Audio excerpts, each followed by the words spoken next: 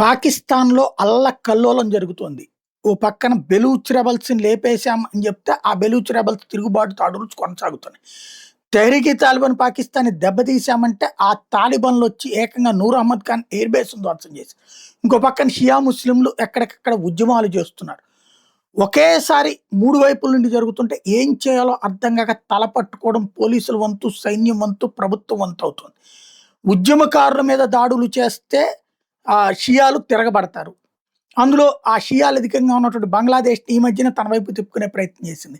కాబట్టి అక్కడ ఏమి చేయకపోతే అమెరికా కోపమొచ్చింది. కాల్పులు జరిపింది. ఇప్పుడు అమెరికా మీద యాక్షన్ తీసుకునే దమ్ము పాకిస్తాన్‌కుందా? లేదు. అలాగని ఉద్యమాలను ఆపగలిగిన సిట్యుయేషన్ ఉందా? లేదు. ఇంకో వైపున ఈ బెలూచ్ రెబెల్స్ మీదనో, తెహ్రీక్-ఈ తాలిబాన్ పాకిస్తాన్ మీదనో చిన్నపాటి దాడులతో కంట్రోల్ చేయగలదా? లేదు. ఏం చేయాలో అర్థం గాక తలబట్టుకోవడం పాకిస్తాన్ వంతవుతుంది.